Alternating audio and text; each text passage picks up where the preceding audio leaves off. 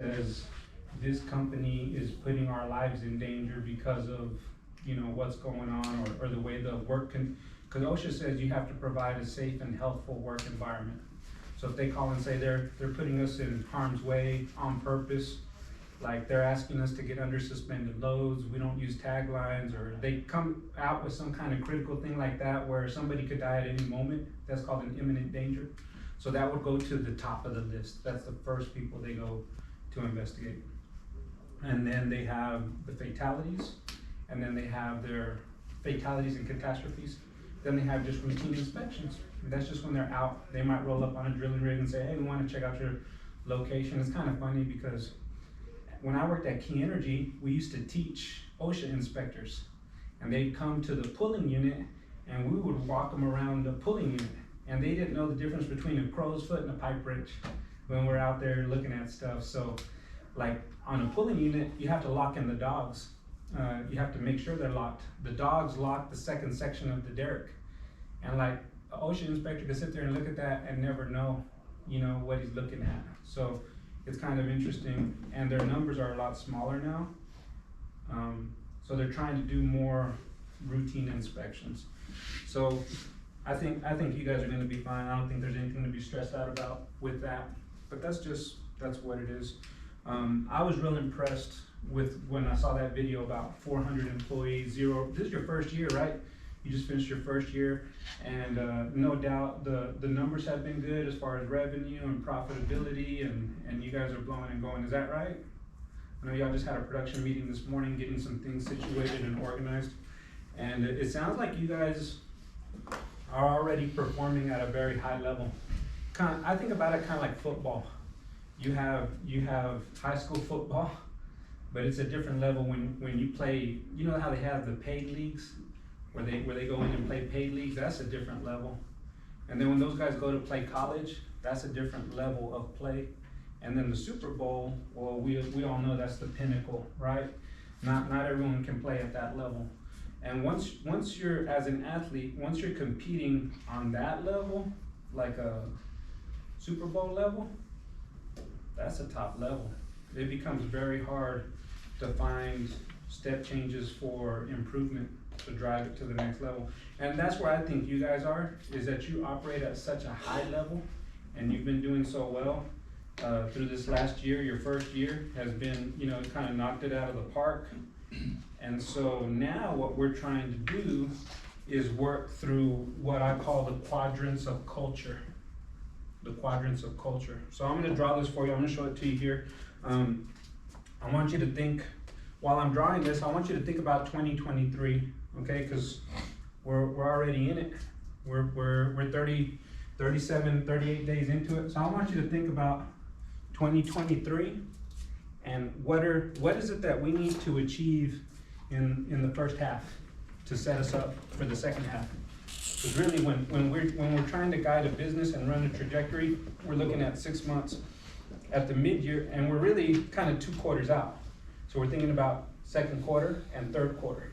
And then we're thinking, once we get to the second quarter, right, we're projecting, okay, what do we want for third quarter and fourth quarter? Because you guys are like at least 3 levels high, right? With the people that you're directing, crew leaders, supervisors. So you guys are, it's my understanding, y'all are mid and upper management, correct? So that's the way your level of management kind of determines how far out you're looking. Director, a board of directors, they're already looking at the second half of this year and the first half of next year for financial projections and what they can expect, whether that's because of the recession, because of what oil and gas is doing, because of the industry, because of the capital. On LinkedIn, when they say that a certain company has decided to invest a certain amount of millions of dollars of capital into the Permian Basin, Pioneer has put out a lot of numbers like that, right?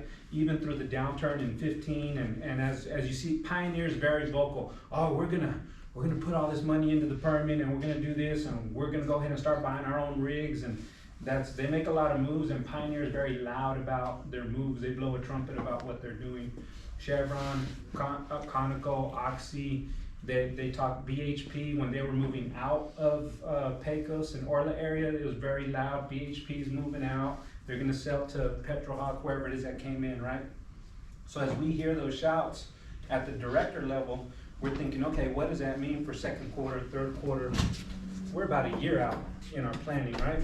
So as we think about that, I want you to think about 2023 and think about, okay, in 2023, in the first half, what do we have to do? What do we have to do what is the target? Okay, what is the target that we're trying to hit? And what do we have to do? What should be your personal focus for you and your teams in order to hit that target? What are your top priorities, so to speak? That's what I want you to think about. And I'm gonna draw this, we call it a framework. I'm gonna draw this framework real quick, okay?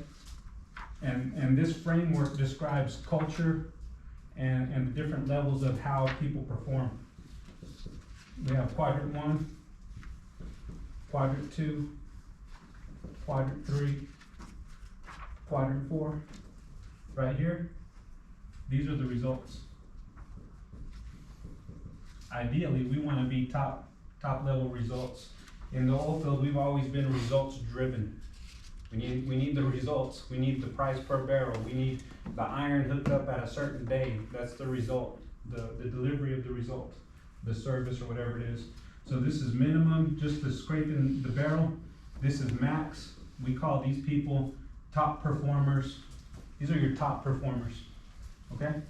Down here, these are your low performers. The people that drag the team down, that everybody's mad about, that show up late, that don't want to work, that are on their phone most of the day. You know what I'm talking about. The ones that, because y'all are such top performers, these guys are like a pebble in your shoe. From the frontline supervisors and the people we talked to a few weeks ago in communication training, we got a few pebbles. That's just, they make it through the screens, through the filters, and they end up hired. They fizzle out within about 6 weeks because they don't want to pick up anything that's heavy, right? You know what I'm talking about. So then those are our top performers, bottom performers, and then these are the leadership behaviors. So these are the things that you control as a leader, okay? These are leadership behaviors. And what we're moving here is a negative impact and then a positive impact. And what we're finding in these is that obviously this is going to be the worst, poor results. I should have put up my SDK. Spelling don't count. SDK guys, spelling don't count. So this is poor results. I'm just going to use an R. Poor results, okay? Because I don't have room anyway. The employees, they don't care. I don't care. I just want my check in 2 weeks. We're just collecting the check at that point. This is marginal results. Like, we'd rather keep them, they're not great, but at least, it's marginal. The employees are complacent. Yeah, I'll show up on time. I'll put out, I'm not gonna put out too much, but I'll put out. And the results are, we call them inconsistent. These are the guys that you're like, that last job was 20 sticks and you did it in 2 hours. How come this job was 20 sticks and it took you 4? Okay, I can understand 2.5. I could even understand 3, the weather's bad, but why did it take 4? Okay.